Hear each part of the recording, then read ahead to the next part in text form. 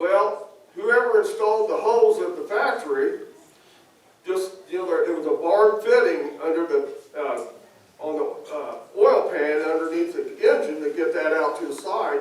They just pushed it on the first barb, and the little clip deal wasn't even holding it.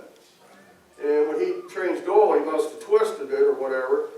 So to get the combine back going, we went back to shop and picked the engine off of another 403 that we had sitting on the lock that we hadn't sold, switched it out, and guess what they found on that hose? It was barely pushed on the nipple, as they call it. And so I remember Dad called, and I think he called the district office at that time was Wichita's, where we picked up our equipment and stuff, to let them know that they ought to check all their combines down there, and they didn't even act too excited about it. You know, that was, I don't know if that was good or bad, some of the, you know, International's attitude towards stuff, but I think their attitude was, we'll let the dealer catch it, you know. And we went, you know, and like I said, we had the 560 transmission problems, you know, and do you think anything else, Kent? Through the 60s? I mean, I worked a lot in the shop and delivered equipment and stuff, and Steve asked me last night if I remember the first piece of equipment I delivered, and I really don't remember, you know. But, I mean, we was 15, 16 years old going to Carcass City and picking up V-plows and getting one-ways and, you know, everything like that, so. The absolute worst piece of machinery to assemble from pieces was a McCormick Deering number 121 way. That was the meanest thing in the world. Remember that? I never did get the hang of putting that together. Leonard had to come over every time and put that big tail wheel on for us. Do anybody out in the crowd have any questions to ask us? Anything on your mind that you'd like to ask us? Some of you local folks that deal with our family, you have anything to say, or? Closed in 1970, was it just About family 70. decision? Yeah, 78? about 70. So was it a family decision, or Right. why did you close? Economics. Economics. See, the farming had been excellent. The prices and yields and everything were real good through the 60s. Towards the end of the 60s, you know, it's kind of like it is now. Bad crops, bad prices. And probably another thing was Dad was probably a little burnt out on some things, so it was time to get out and close. But I think the very last tractor we delivered that of my memory was a 1066 Farmall to Clarence Rosebud over by Beverly. Yes, Yeah, Dan. you shared a lot of information about the agricultural equipment side. You started off with trucks, that was in 1921, is that right? Then you migrated to the agricultural full line. Right. And did you continue with trucks? You didn't talk too much more about trucks as far as Yes, we had trucks all the years that we had the dealership up there. We had a company called Quartzsite Stone Company that quarried quartz rock out southeast of Lincoln, and they used to buy two BF 190s with 549s, 5 speeds, 3-speed auxiliary transmission trucks, twin screws, pretty much through the 60s. right. So you were a truck and tractor. And we probably pushed more 4-wheel drive pickups in this country, and probably most dealers it was Chevrolet and Ford. Dad sold a lot of 1200 series 4x4 pickups. Dad used to drive one of them, what they called the 908B, the little 266 V8 half-ton short bed pickup with a 4-speed. And all I can say, back in them days, it could get you a ticket. The thing had about a 308 gear ratio, and it would run 90 mile an hour in third gear, you know, and stuff. But a lot of the ranchers and farmers up here run International 4x4s. Anything on that, Ken? Steve? that same time, Quartzsite was buying, they would buy those big dump trucks every year, and they would just, when they never traded the truck in because they just wore them out in the quarry. And then once in a while, you'd sell an F-2000 diesel with a 250 Cummins tandem axle trailer for their over-the-road hauling. And then about that same time, trucks were real popular, was the 1600 Lodestar, that we sold a lot of those to farmers. And when we developed a relationship with Quartzsite Stone Company, the way it worked in those days, which would have been late 50s, was my dad, Bill, and their father, Jack, would fly back to Chicago and then go down to Fort Wayne to the plant, and they would drive 3 trucks each back. They'd piggyback them, they wouldn't have any bed on them or anything like that. So we would automatically have a third of our trucks sold when we made that trip, and then we would sell the other trucks to other people who were around in the community. Was your operation always only in Lincoln, or did you have other service outlets? Or Just in Lincoln.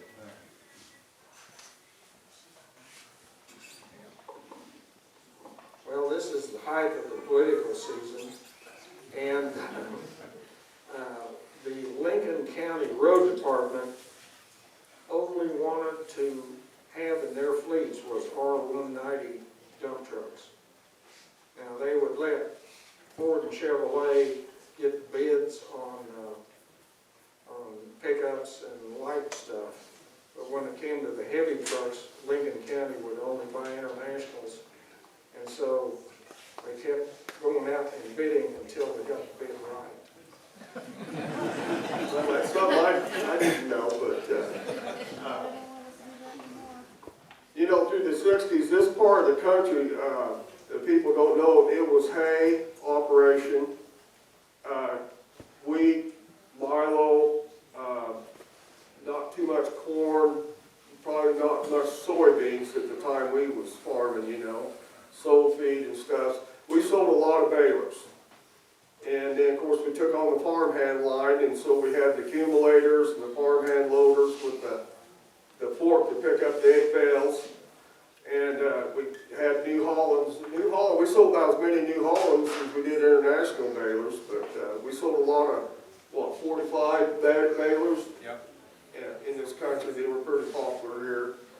And hay rakes and sickle mowers, and we pushed a lot of that product too.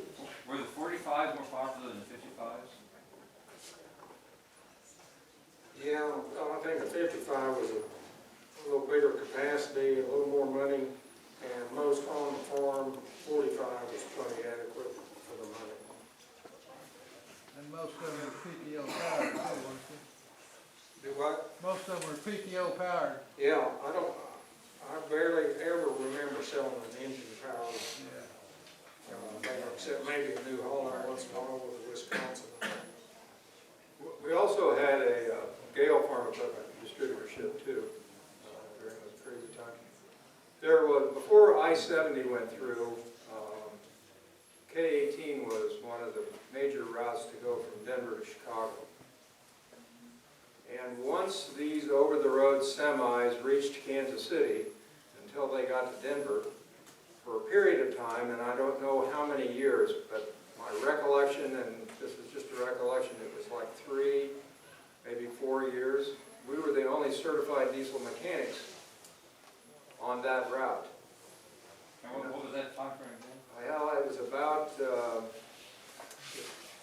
well, it would have been the 5 or 6 years preceding I-70 being completed.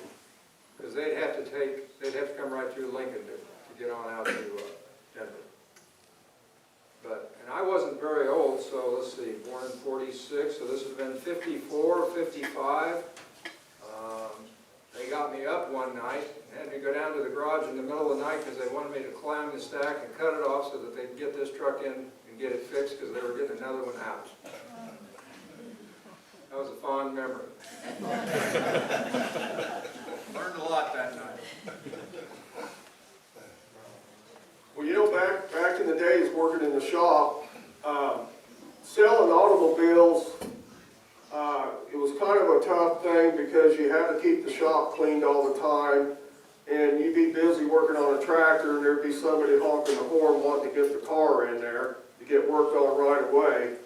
And I think about the time we Packard went under, you know, and of course we took on American Motors, but I think everybody had a feel of the car business. We pretty much, when American Motors went out of business, we didn't tackle any more car business after that, you know. And any question, Dan? I guess I'm swinging back to that side again, but did you have the industrial contract at any time back those, or construction or industrial equipment? No? Not that I can do it. We sold one, I can remember one loader backhoe tractor sold to George Dahl, Plumbing, in Lincoln, Kansas, and that was it. I don't remember anything else. Oh, in 1959, Granddad Don loaded several of us boys up and took us to Hutchinson, Kansas. International was introducing the 460 and 560. And we were junior high kids then. And we got to see those tractors, and I remember the highlight of that day, and you could get on them and drive them, but the highlight of that day was I saw the first International 4100 I'd ever seen. And it was just a towering monster. You couldn't get in this building as long as I can tell. But that memory really sticks out with me. I'm just trying to think, you know, some of the stuff that you go through in the shop, working up on internationals. A guy brought in an international pickup one time with a 240 engine in it, had a knock, or heck of a knock in it, you know. And stupid things happen. The air cleaner bolt that went from the carburetor up to the air cleaner that put the wing nut on, the wing nut vibrated loose. That broke that off the bracket in the carburetor, and it sucked that bolt down into 2 or 3 cylinders. It actually melted it and put it in the cylinder. And all we did to fix it was just pull the head off, take the BBs out, basically, and put it back together. We had one time a customer that fed with a 460 diesel in the wintertime, couldn't get his tractor to start. Crank hard, wouldn't fire up, you know, he pushed the glow plugs till he about melted the head down. Well, we got it down at the shop, and it cranked hard and stuff. I thought, well, what is wrong with this thing? Well, we pulled the drain plug out and followed the oil into the drain bucket. And he somehow, when the dealer sold him the 55-gallon drum of 30 weight oil, it was actually 90 weight oil. So he got a free overhaul from that oil distributor. We had a problem one time. We get the 460s and 560 diesels in. Of course, you know, they just had a teardrop of fuel in the tanks. And we'd run them over to Co-op across the street. I'm going to mention their name. And have them top them off, put 5 or 10 gallons of fuel in the tractors, you know. And we had one, it blew out white smoke, wouldn't run very good, and all this stuff. Well, they actually filled it with gasoline. That was probably a common problem, but in them days, the way their tank compartments worked on a truck, I think they had to pump 10 gallons of gas out of the lines to get the diesel fuel to get up to the nozzle, and he forgot to do that. And I think we got by with just putting injectors in the pump on the engine, you know, and stuff. But there was mishaps. You know, you'd run into mishaps. Are there any mishaps you guys know about? When I was with International Harvester Company in Hutchinson, Kansas, a tractor we'd ordered came in. It was an 856 Farmall, and we put every option we could get on except the cab and air. Tilt steering wheel, dual hydraulics, hydraulic seat, big rubber winch lock wheels, weights. We were going to take it to the Hutchinson State Fair. And the guys went out and unloaded it, and then one of them came came in and said, boss, you gotta come out and look at this. This is bad. We had hit the wrong number in the price book and ordered a gasoline powered 856.